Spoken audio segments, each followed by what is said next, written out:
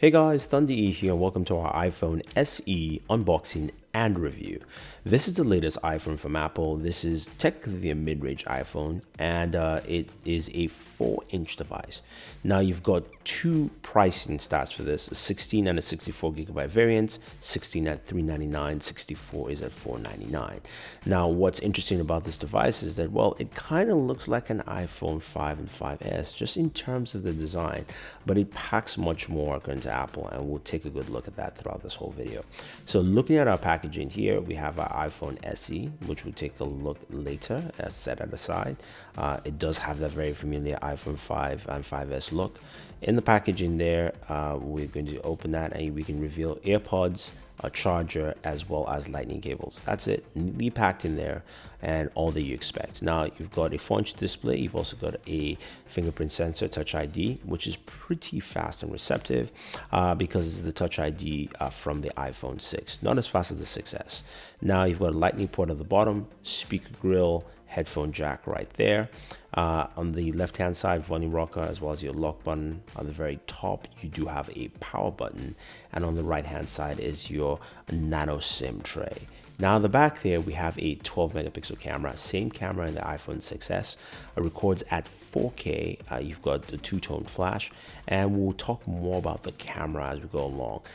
This thing does a really good job in terms of just matching what the iPhone 6S does. So if your friends have a 6S, your camera is literally doing the same thing with the iPhone SE. As we go into the camera app, the app is still the same. You have live photos, so when you take a photo, you can have those live images as you would expect. You have all the different photo modes. You can shoot in 4K.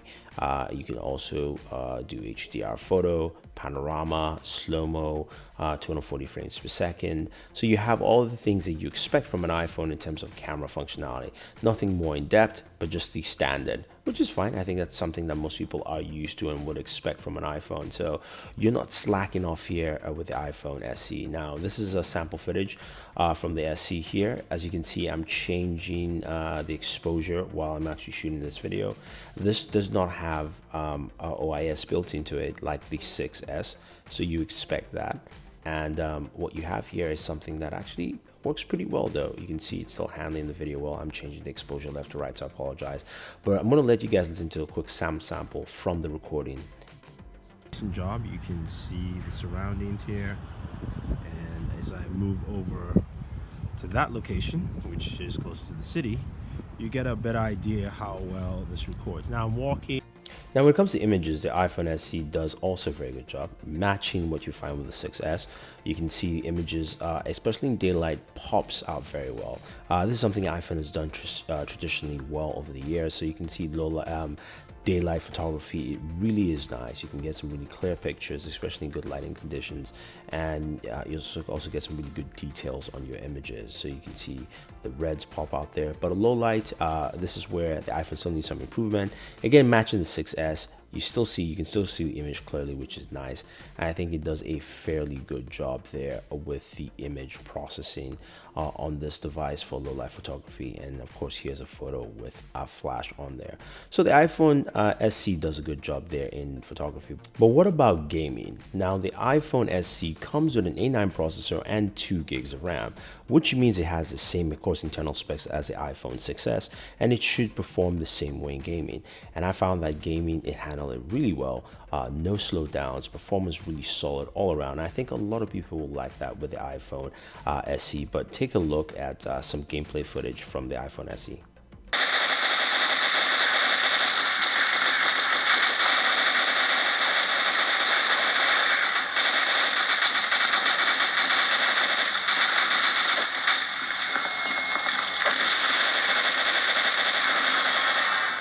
Moving on to software, the iPhone SE is powered by iOS 9.3. So it's same operating system you find on the iPhone 6S, and it flows and functions well. iOS never had an issue with functionality and form, but I want you guys to, of course, just take a listen to some of the functionality using updated Siri.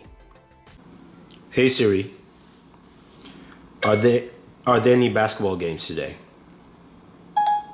Here's what's coming up in the NBA for today. Overall, the iPhone SE functions very much the same way as the iPhone 6s. So if you're an iPhone user and you are literally thinking about a smaller iPhone or a smaller device, this is the device for you. It handles well, it takes some good pictures, it's got some solid performance all around. It is an iPhone. It is really small.